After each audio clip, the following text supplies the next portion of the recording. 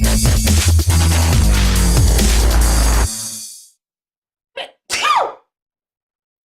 doctor is in. Salutations, I'm Dr. Sal, and today we're going to be talking about wart treatment.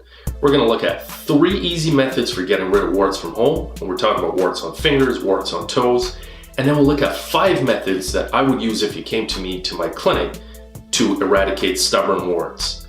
Join us now. So first off, what causes warts? Warts are caused by damaged skin, typically in the fingers and toes, and we're talking about plantar warts, by invasion of a virus called HPV. Now, viruses can cause all kind of mischief around the body. This one in particular likes affecting the skin. So you're not going to get a sinus infection from HPV, for example. You're not going to get pneumonia from it, but it can cause warts. So in this episode, we're talking about plantar warts. One of the most common places that you'll acquire this thing from is from public baths. The reason being is as skin is shed that's infected, it lingers waiting there in the water for you like piranha, and as you step over it, you can then acquire it. There's other ways of getting it too, like handling some raw meats and stuff, but that's one of the most common cases, especially for foot warts. So very often if I see somebody coming in with them on their toes and feet, I'll often inquire if they're using public baths, and if so, or pools, swimming pools, I usually suggest that they wear some footwear to prevent getting it again in future. Even without any devices, treatment, whatever, it can go away on its own, but it typically will smolder there for years. Now, the next confusing thing is the appearance of them. So I'm just going to throw up a picture of what a wart, a real bad one that I saw in my clinic recently, looks like. And then I'll show you what a callus looks like, because they're often confused with each other. So here's an example of really bad finger warts. Now notice the skin is, like this one's fairly obvious. Some of them are harder when they're very small. Like that little fella there, that might be a little more difficult to ascertain. But the key ingredients of, or key signature of a wart is the hard, dry, discolored skin. And if you look really closely, you also see like little black specks inside of it. Those are what we call thrombosed blood vessels. They're damaged blood vessels from the war between you and the HPV. The ones on the feet look pretty similar. Now, I'll just show you on my hand. This, hope you can appreciate that there. That is a callus. That's from when I was younger lifting barbells. The skin reacted trying to protect itself from the attrition of the metal and formed this raised skin here.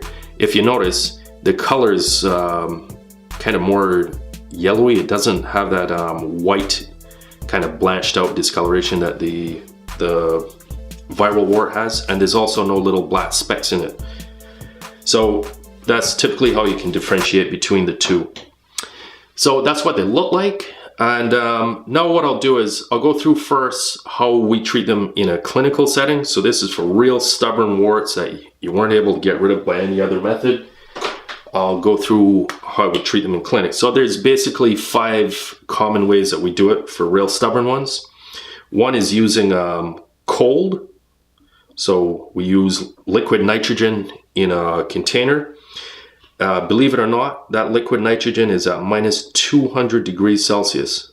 So basically what we do is we apply frostbite to the area with a gun, which I'll show you in a second. And that obliterates both the normal skin plus the zombie cells that are harboring the HPV invader, destroying everything. Then the normal skin cells fill in to close that deficit.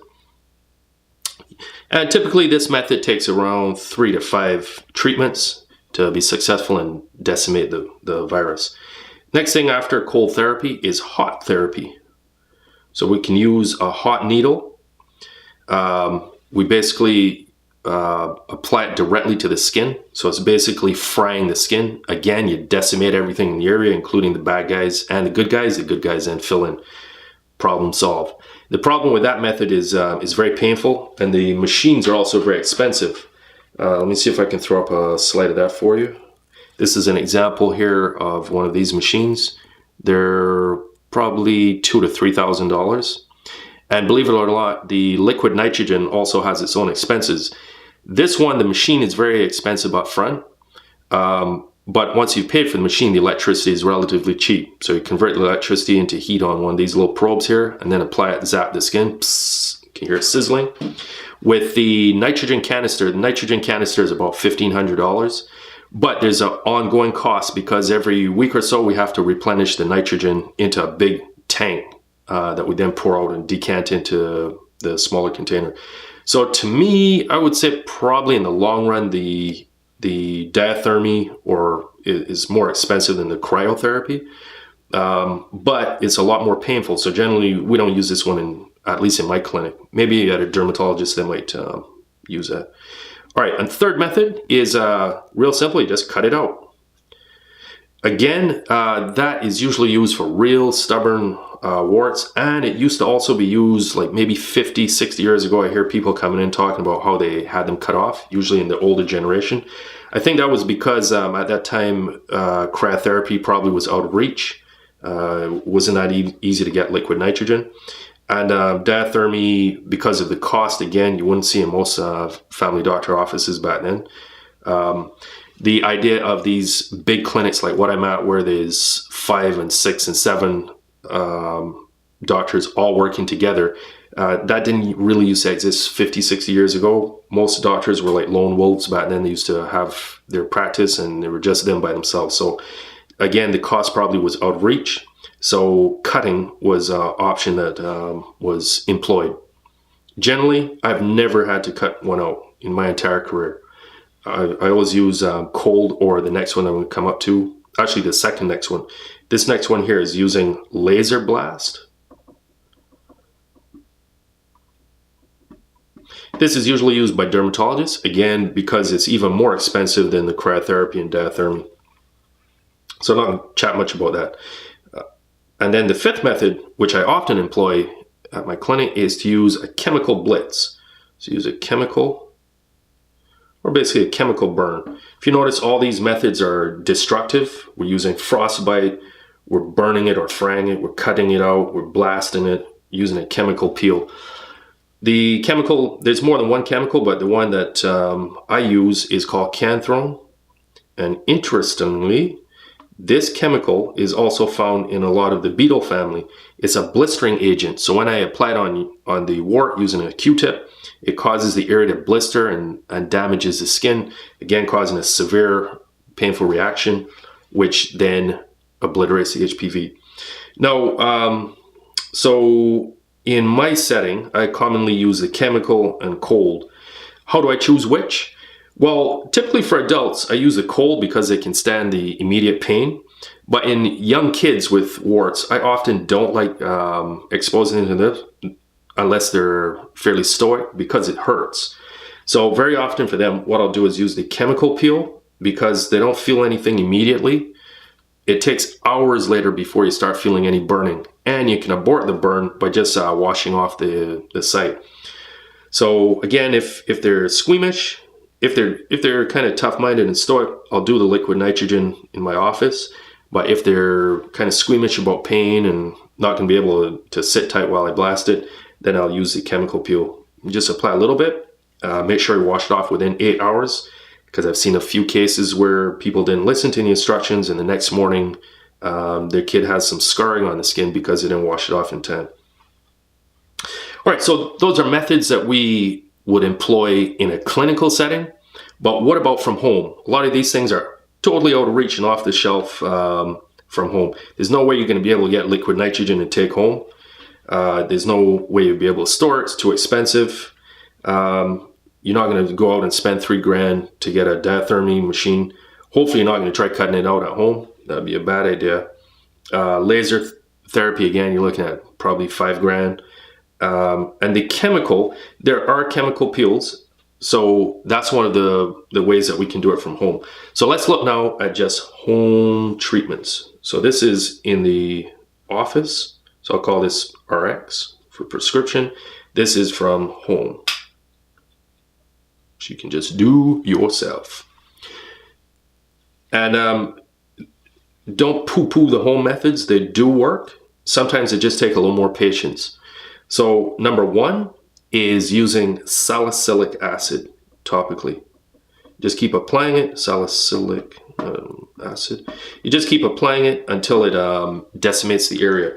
And let me see if I can throw up a picture of an example of the salicylic acid. Let me see if I have one here. Oh yeah, here's one. So this is an example of the salicylic acid. It's basically a nice, pretty chemical. It looks almost like water, but don't mistake it and try drinking it. It's not water. That's been shown in studies, if you have enough patience, to be more successful than placebo at destroying warts. So salicylic acid, relatively inexpensive, easy. You can do it from home. You don't have to come visit us to get treated. Relatively painless. Oh, I forgot, all these methods up here that we do in a clinical setting, all of them hurt. The skin's going to be sore for a few days afterwards. No pain, no gain. All right, second method from home is silver nitrate sticks. Silver nitrate. And let me see if we could throw up a pic of that too. So silver nitrate stick is using employing another technique. It's using a chemical again, but it burns the skin chemically. It's a lot more intense burn. This is an example of some of these chemical sticks here.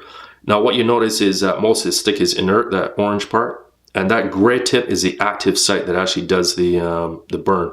So how I use this in clinic is, oh, I forgot, sometimes I use that in clinic too, but it's not my fave because it's a little slow, and for the amount of stinging, to me, it's better just go with the big guns. So anyway, from home, you just dip that dark patch at the tip under some water that activates the silver nitrate. Then you apply it onto the wart. Let me use my finger instead. So you apply it onto the wart, rub it on.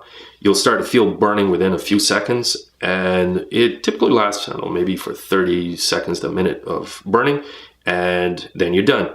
You may also notice that the skin is a little discolored, kind of blackish looking afterwards. That's from the silver nitrate reaction and the burn. So that works pretty decent too. And then, believe it or not, number 3, this is going to sound totally crackpot, but duct tape, believe it or not. Duct tape. So I know it sounds insane, but duct tape just like this. You cut a piece off to cover the affected site, and then you apply it to the area. So imagine I had a wart here on my finger. I'd probably just wrap it like that, then cut. But it takes some patience because typically you have to leave it on for 1 to 2 weeks. We're not exactly sure how it destroys the virus, but we believe it's because it makes the living circumstances hostile. It's robbing the air of oxygen. It's making it wet and macerated.